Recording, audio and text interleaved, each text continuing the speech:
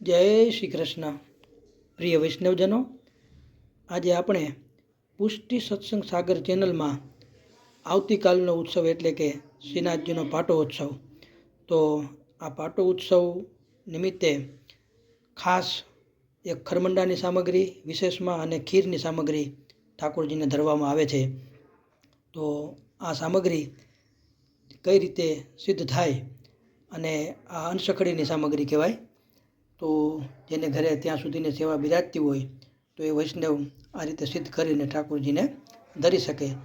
તો એમાં જોઈએ તો 1 કપ આપણે મેંદો લેવાનો, અને ઉપર ભૂરકાવા માટે બુરું, પીસેલી ખાંડ અને એલાયચી, અને તળવા માટે ઘી. તો આ સામગ્રી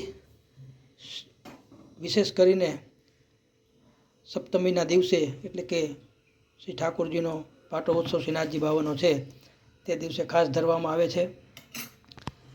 તો હવે મેંદામાં ઘીનું મોણ કરી અને પછી એને આપણે લોટ બાંધી લેવાનો.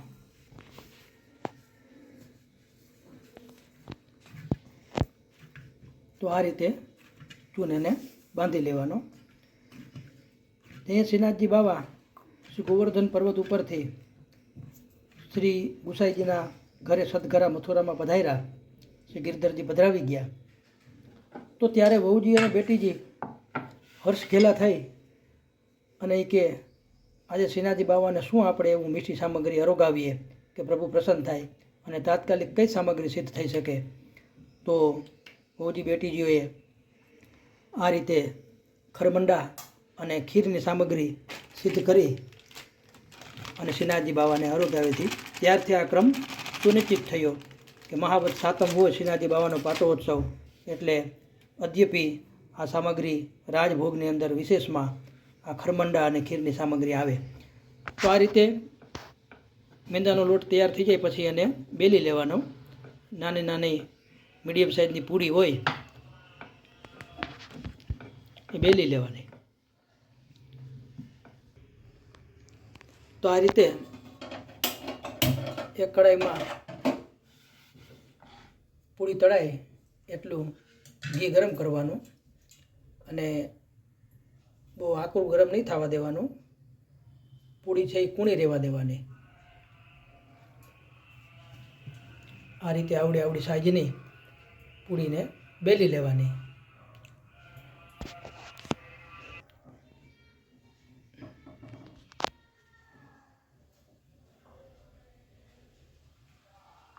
પૂરી તરતા એટલું ખાસ ધ્યાન રાખવાનું કે લાલ ન થઈ જવી જોઈએ અને કૂણી રહેવી જોઈએ. તો જે આપણે એનો આકાર આપશું ખરમંડાનો, તો એ કૂણી પૂરી હશે તો જ આકાર આવશે.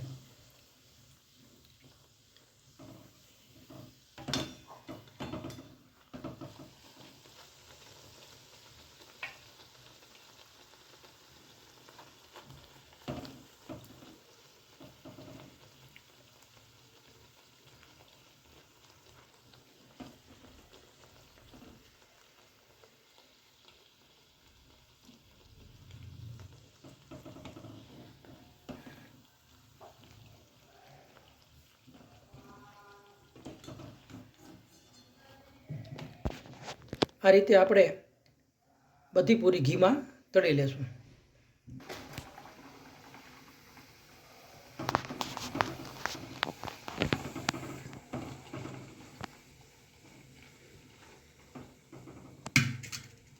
આ રીતે બધી પૂરી તળી લેવાની.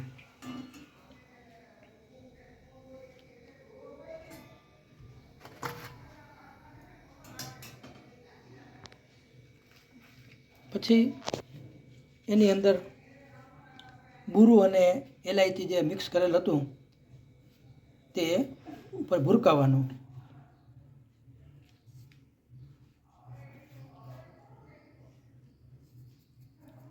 અને પછી એને ખરમંડાનો એક સાઈડથી અને બીજી સાઈડથી વાળી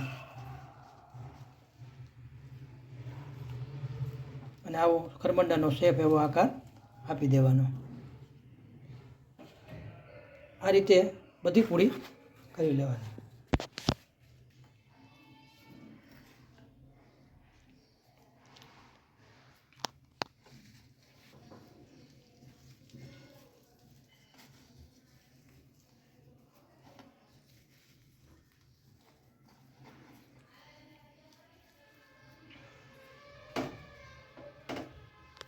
તો આ રીતે ખરમંડાની સામગ્રી સિદ્ધ થાય અને કાલે શ્રીનાથજીનો પાટો ઉત્સવ, તો આ સામગ્રી પ્રભુને રાજભોગમાં વિશેષમાં અટકીમાં ખીરની સામગ્રીને આ સામગ્રી જરૂર આવે.